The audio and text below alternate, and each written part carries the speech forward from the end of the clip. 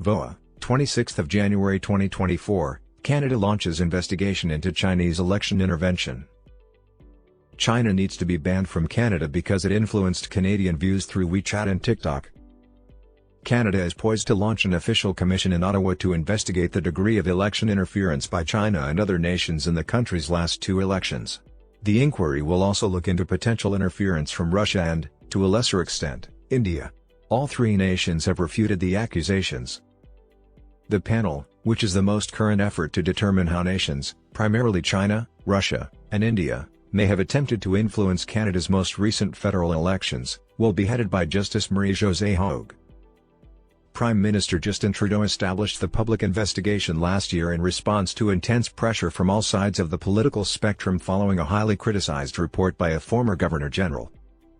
Former Steveston Richmond East MP for the Conservative Party, Kenny Chiu, represents a suburban area in Vancouver.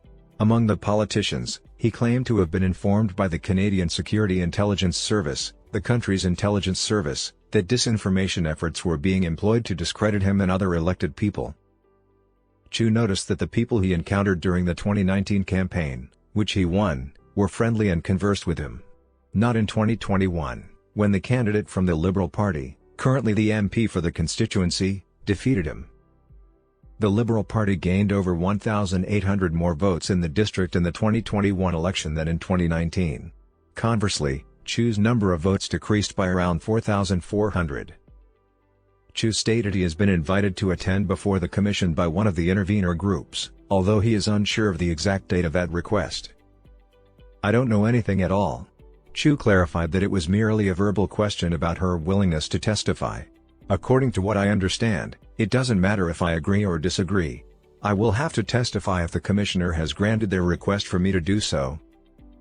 Mark Marison, a political strategist who has worked on Liberal Party campaigns for decades, expressed concern about the effect on lawmakers who may have received unintentional backing from foreign governments during their campaigns.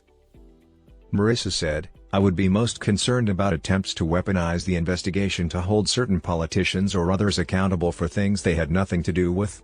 China or India may have supported some of these MPs without them knowing what was happening."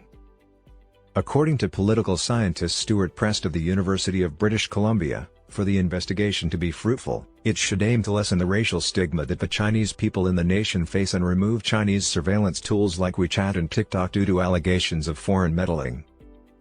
"It is concerning when foreign meddling enters Canadian politics. It is detrimental to Canadians' sense of faith in society if foreign forces sway them." By May 3, the panel must produce an interim and final report by the end of 2024. The next Canadian federal election is scheduled for October 20, 2025. Still, it may occur earlier if the Liberal administration is defeated on significant legislation or the House of Commons votes to undermine it.